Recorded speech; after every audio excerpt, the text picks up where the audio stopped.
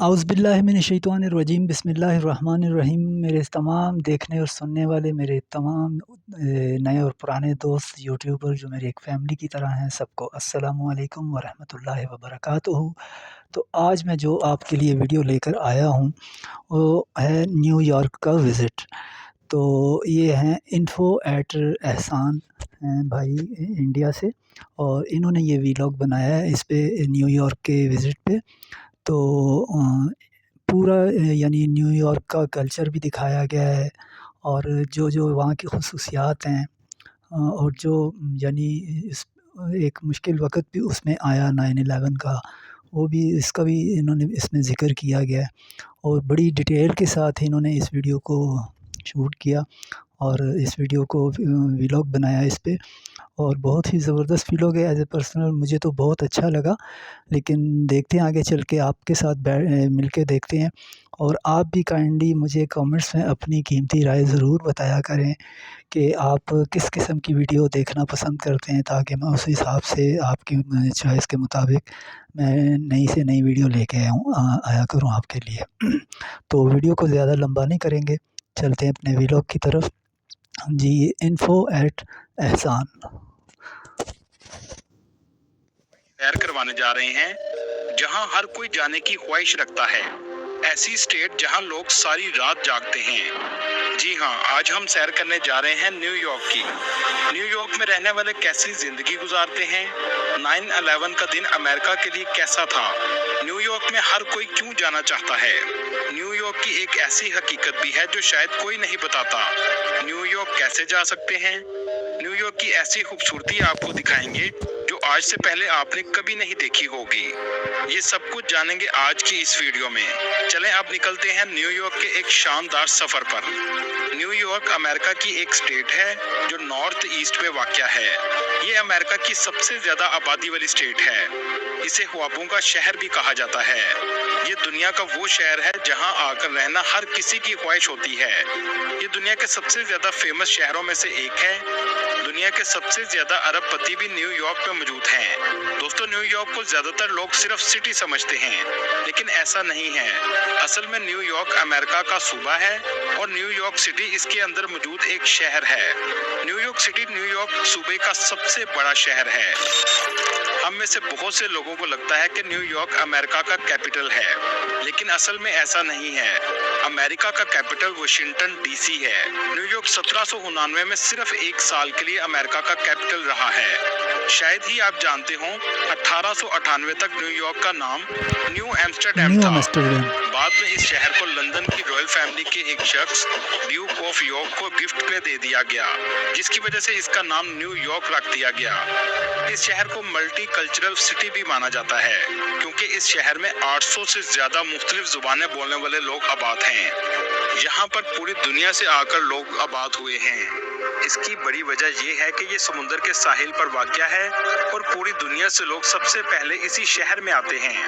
New York की state की आबादी 2 करोड़ के करीब है और न्यूयॉर्क सिटी की आबादी 80 लाख के करीब है। न्यूयॉर्क सिटी में पाकिस्तानी भी बड़ी तादाद में मौजूद हैं, जो तकरीबन 1 लाख के करीब हैं, और इंडियन की तादाद 4 लाख के करीब है, जो बहुत अरसा से न्यूयॉर्क में मुकीम हैं। इसी वजह से न्यूयॉर्क में इंडियन और हलाल फूड आपको आसानी से मिल जाता है। न्यूयॉर्क सिटी को दुनिया के सबसे महंगे शहरों की लिस्ट में गिना जाता है। कहते हैं यहाँ रहना इतना आसान नहीं है। इस शहर को दुनिया का सबसे अमीर शहर भी कहा जाता है। क्या आप जानते हैं ऐसा क्यों कहा जाता है? इसके पीछे एक दिलचस्प वजह है। इस शहर के फेडरल रिजर्व बैंक में दुनिया का सबसे ज्यादा सोना रखा गया है, और ये सोना जमीन से 80 फुट नीचे बने हुए लॉकर्स में मौजूद है। बताया जाता है यहाँ 6200 टन सोना रखा हुआ है, जिसकी कीमत $100 बिलियन से भी ज्यादा है। अब आप ही बताएं, न्यूयॉर्क को सबसे ज्यादा अमीर शहर क्यों ना कहा जाए? आज के दौर में लोग कंप्यूटर और मोबाइल का इस्तेमाल बहुत ज्यादा करते हैं, लेकिन न्यूयॉर्क के लोगों को आज भी किताबें पढ़ने का शौक सबसे ज्यादा है। दुनिया की तीसरी दूसरी सबसे बड़ी लाइब्रेरी भी न्यूयॉर्क में मौजूद है। आपको जानकर हैरानगी होगी, इस लाइब्रेरी में 5 करोड़ से भी ज्यादा किताबें मौजूद हैं। यहाँ आपको बता दें, एशिया के बाद सबसे ज्यादा चाइनीज लोग न्यूयॉर्क में रहते हैं और इसी तरह इसराइल के बाद सबसे ज्यादा यहूदी भी न्यूयॉर्क में आबाद हैं। स्टैचू ऑफ लिबर्टी का नाम तो अक्सर आपने सुना होगा। ये दुनिया का सबसे फेमस स्टैचू है। इसे दुनिया का अजूबा भी कहा जाता है। ये स्टैचू 93 मीटर ऊंचा है और इसको 31 टन तांबा और 125 टन स्टील के साथ तैयार किया गया है। इसके अंदर 354 सीढ़ियां भी मौजूद हैं, जिससे आप इसके हेड तक जा सकते हैं। यानी ऊपर इसका जाने का पूरा नाम रास्ता भी अंदर लिबर्टी से है, लाइटनिंग दी सीढ़ी वर्ल्ड के है। जरिए। इस स्टैचू का नाम रोमन देवी लिबर्टस के नाम पर रखा गया है। स्टैचू ऑफ लिबर्टी में जाने के लिए आपको फेरी लेनी पड़ती है। न्यूयॉर्क स्टेट का कुल रकबा 1,41,300 मुरब्बा किलोमीटर है और न्यूयॉर्क सिटी का कुल रकबा 1223 मुरब्बा किलोमीटर है। दोस्तों, न्यूयॉर्क स्टेट में 531 विलेजेस और 62 सिटीज मौजूद हैं। चलें अब आपको दिखाते हैं न्यूयॉर्क स्टेट में न्यूयॉर्क सिटी किसे कहा जाता है। जैसा कि आप स्क्रीन पर देख रहे हैं, क्वींस का इलाका, ब्रुकलिन, स्टैटन आइलैंड, मैनहट्टन और दी ब्रॉन्क्स के एरिया को न्यूयॉर्क सिटी कहा जाता है। ब्रुकलिन में आपको सबसे ज्यादा यहूदी नजर आएंगे। मैनहट्टन न्यूयॉर्क सिटी का सबसे ज्यादा महंगा एरिया है। इस एरिया में बुलंदो बाला इमारतें आपको सबसे ज्यादा देखने को मिलेंगी। दोस्तों, 11 सितंबर 2001 न्यूयॉर्क सिटी का सबसे दर्दनाक दिन गुजरा है, जिसको आज भी न्यूयॉर्क के लोग याद कर गमजदा हो जाते हैं। That a plane has crashed into the World Trade Center. इस वाकये ने पूरी दुनिया के लोगों पर बहुत से असरात छोड़े और इसने अमेरिका को हिला कर रख दिया। 11 सितंबर की सुबह का वक्त था। बोस्टन के एयरपोर्ट से फ्लाइट टेक ऑफ करती है, जिसने लॉस एंजलिस जाना था और इसमें 92 मुसाफिर सवार थे।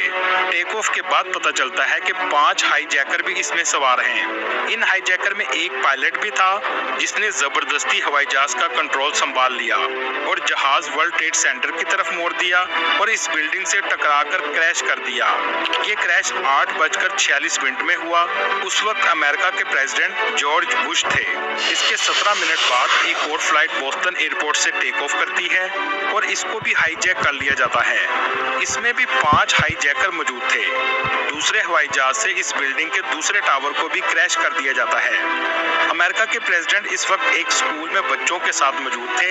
इनके कान में बताया जाता है कि अमेरिका इज अंडर अटैक, लेकिन सदर बुश फिर भी वहीं रहते हैं और बच्चों के साथ रीडिंग एक्सरसाइज करते रहते हैं। इस वजह से सदर बुश को बाद में तनकीद का भी सामना करना पड़ा। दूसरे प्लेन के कुछ मिनटों बाद खबर आती है कि 2 और प्लेन हाईजैक हो चुके हैं।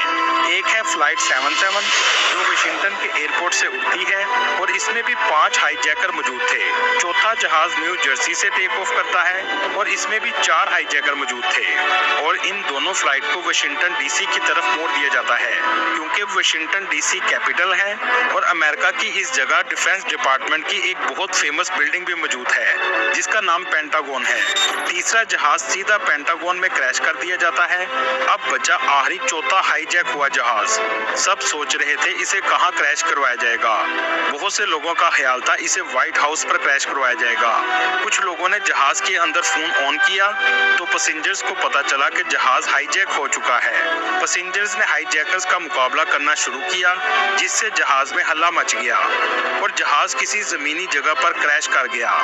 इस पूरे वाकये में तकरीबन 3000 से ज्यादा लोग मारे गए और 6000 से ज्यादा लोग जख्मी हुए। लेकिन इस वाकये के बाद मुसलमानों के खिलाफ बहुत ज्यादा एक्शन लिया गया। यहाँ तक कि सिखों को भी कत्ल किया गया, क्योंकि सिखों की भी दाढ़ी होती है और मुस्लिम्स की भी दाढ़ी होती है, तो कत्ल करने वालों को फर्क नजर नहीं आता था, तो इसलिए सिखों का भी कत्ल हुआ। एयरपोर्ट की इमिग्रेशन में मुश्किलात पैदा कर दी गई। बहुत से मुसलमानों को एयरपोर्ट पर तंग किया जाने लगा। इस वाकये के असरात पूरी दुनिया पर असरअंदाज हुए। चलें अब वापस आते हैं न्यूयॉर्क की तरफ। इस सिटी की लाइफ बहुत जदीद है। दुनिया का हर ब्रांड आपको यहाँ नजर आएगा। इस शहर की स्ट्रीट्स में हर वक्त लोगों का रश रहता है। लाइफ जदीद होने के साथ साथ बहुत बिजी भी है। लोगों के पास एक दूसरे के लिए वक्त बहुत कम होता है। इस शहर के बारे में कहा जाता है द सिटी नेवर स्लीप, और ऐसा वाकई में है, सारी रात आपको सड़कों पर लोग नजर आएंगे। रात के वक्त भी इस शहर में ऐसा फील होगा जैसे दिन हो। दुनिया में सबसे ज्यादा स्ट्रीट फूड में भी ये शहर पहले नंबर पर है। दोस्तों, यहाँ आपको एक हैरानकुन बात बताता चलूं, इस सिटी में छोटा सा स्टॉल लगाने की भी फीस पे करनी पड़ती है, जिसमें आपको $2 लाख एक रेडी लगाने के पे करने पड़ते हैं, जो पाकिस्तानी 5 करोड़ 60 लाख के बराबर है। यहाँ से भी आप अंदाजा लगा सकते हैं कि यहाँ स्ट्रीट फूड की कितनी डिमांड है। न्यूयॉर्क सिटी की सबसे फेमस स्ट्रीट टाइम्स स्क्वायर है, जहाँ सुबह से रात तक आपको लोग ही लोग नजर आएंगे। ये न्यू ईयर की वजह से सबसे ज्यादा फेमस है, जहाँ न्यू ईयर नाइट में खड़े होने की आपको जगह भी नहीं मिलेगी। यहाँ पर लोग शॉपिंग के लिए आते हैं और चारों तरफ आपको स्क्रीन ही स्क्रीन लगी हुई नजर आएंगी।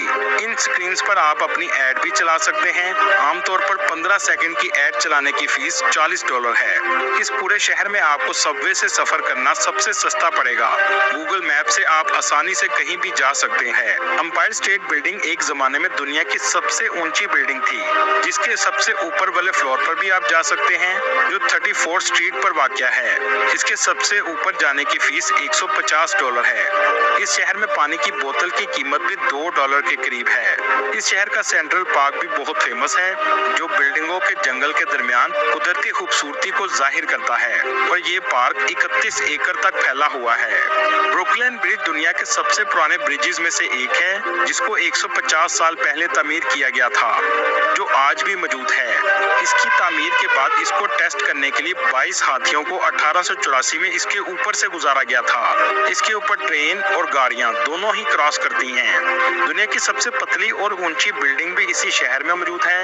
ये बिल्डिंग बिलियनियर स्ट्रीट पर मौजूद है। इसे बिलियनियर स्ट्रीट इसलिए कहा जाता है क्योंकि यहाँ सब अरबपति आबाद हैं। यहाँ रहायश इतनी महंगी है कि सिर्फ अरबपति ही रह सकते हैं। इन बिल्डिंग्स का सबसे ऊपर वाला अपार्टमेंट, जिसे पेंट हाउस कहा जाता है, इसकी मालियत $13 करोड़ 50 लाख है। इसी वजह से सिर्फ अरबपति ही यहाँ अपार्टमेंट खरीद सकते हैं। न्यूयॉर्क की एक ऐसी हकीकत जिसके बारे में बहुत कम लोग बताते हैं। आप जैसे फिल्मों में देखते हैं कि ये शहर शीशे की तरह साफ सुथरा दिखाई देता है, लेकिन एक हकीकत इससे बिल्कुल बरअक्स है। इस शहर के बहुत से हिस्सों में आपको गंद और कचरा पड़ा हुआ नजर आएगा, जिससे बदबू भी बहुत ज्यादा आती है। इसके अलावा गटरों से भी आपको धुआं निकलता हुआ नजर आएगा, और ये भी बदबूदार होता है, और आपको लोग कचरों के डब्बों में से भी खाना ढूंढते हुए नजर आएंगे।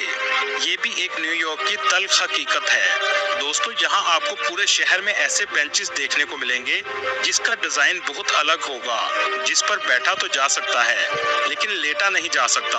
इनको ऐसा बनाने की क्या वजह है? इसकी सबसे बड़ी वजह यह है कि बेघर लोग इसको रात को सोने के लिए इस्तेमाल ना करें। ये एक सुपर डेवलप कंट्री है, जहाँ बेघर लोगों को तकलीफ देने के लिए पैसा इस्तेमाल किया जाता है, लेकिन इनको घर देकर आसानी देने के लिए पैसा नहीं खर्चा जाता। बहुत ही अफसोस की बात है। ब्रुकलिन ब्रिज के पास आप हेलीकॉप्टर राइड भी ले सकते हैं, जहां से पूरा शहर आपको नजर आएगा। दुनिया की सबसे बड़ी स्टॉक एक्सचेंज भी इस शहर में मौजूद है। न्यूयॉर्क का लिटरेसी रेट 86% है। न्यूयॉर्क में दुनिया की सबसे बेहतरीन यूनिवर्सिटीज भी मौजूद हैं, जिनमें सबसे पहले कोलंबिया यूनिवर्सिटी, जहां हर किसी के पढ़ने की ख्वाहिश होती है। ये मैनहट्टन में वाक़या है।